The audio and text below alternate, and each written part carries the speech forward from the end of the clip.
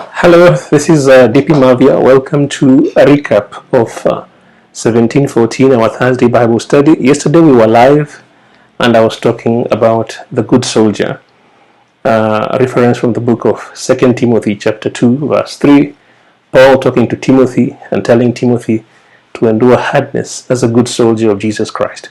So I want to go through back my notes just to take us a bit into some of the things that were highlights, so that we might begin to contemplate and make them more cemented in our minds through meditation. So 2 Timothy 2:3 says, "Therefore endure hardness as a good soldier of Jesus Christ." Endure hardness as a good soldier of Jesus Christ. And that's where I got my title from, the good soldier. I did the first part yesterday. Next week I'll do the second part.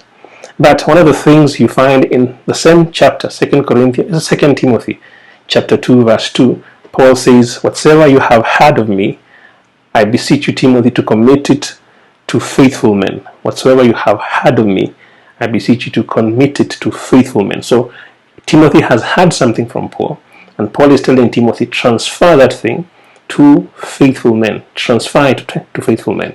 Then verse 3, he says, "Endure hardness as a good soldier of Jesus Christ." So you can see the idea of transference makes Paul adjust Timothy's mind to become somebody who is a soldier. That's just a simple idea of transferring. If you're going to transfer this thing, Timothy, you better start having a mentality of a good soldier, or a soldier for that matter.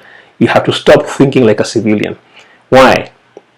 Because transference will almost likely usher you into a different level of warfare. When you begin to transfer those things that you know, and you're beginning to take it to the next generation, to the next person, transference implies multiplication. And for you to be able to do that, you will most likely encounter an insurmountable amount of resistance. Once you have imbibed the thing and it's yours and it's working for you, you might be fought or contested about it. But when you want to multiply it and transfer it to somebody else, you will most likely encounter an insurmountable amount of resistance. So that transference element is what is actually making Paul begin in some way or another to militarize Timothy, and says, because you're going to be in a place where you need to transfer what you've heard from me, you will most likely encounter an insurmountable amount of resistance.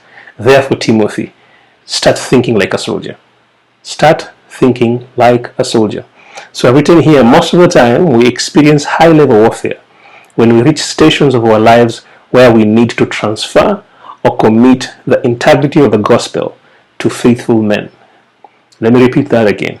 Most of the times we experience high-level warfare when we reach stations in our lives where we need to transfer or commit the integrity of the gospel to faithful men.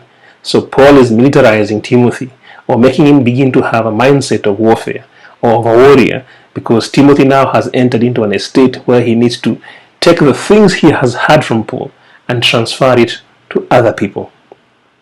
Now, transference is foundational to multiplication, which means transference will produce multiplication.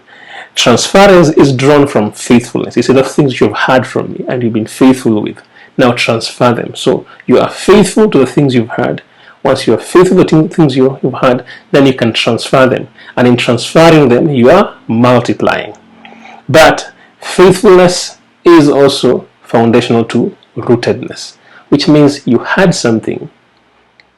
You got rooted in it, and getting rooted in it made you faithful to it. And when you are faithful to it, now you can begin to transfer it. And in that transference, you're actually inducing a mechanism of multiplication. And that is where you need to have what? A mindset of a warrior. So you need to understand 2 Timothy chapter 2, verse 1, 2, and 3 from that perspective. Paul is telling Timothy, there's something I need you to do. Those things which you have heard of me, commit them to faithful men, which means transfer them, teach them to faithful men. But Timothy, as you're doing so, you know you might encounter an insurmountable amount of resistance. Therefore, I want you to do it. I want you to endure hardness as a soldier of Jesus Christ. Endure hardness as a good soldier of Jesus Christ. So this is not just for Timothy, this is for us. Whatever you have in your life that God is requiring you to transfer to somebody else, to mentor somebody else, to host apprentices who most likely will take over what you have and multiply it. You'll most likely encounter insurmountable resistance. And in that one, you don't have to run away. You just need to have a mentality of a good soldier of Jesus Christ. Endure hardness as a good soldier of Jesus Christ. So I'll come back shortly and we continue with a recap concerning what we learned yesterday.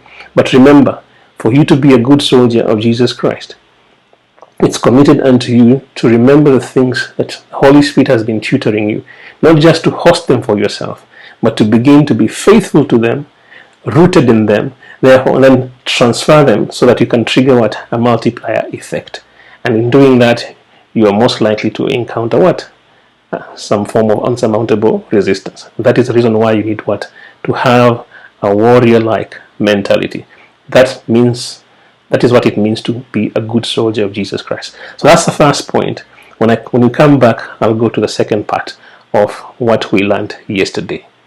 DP Mavia here, 1714. See you shortly. God bless you so much.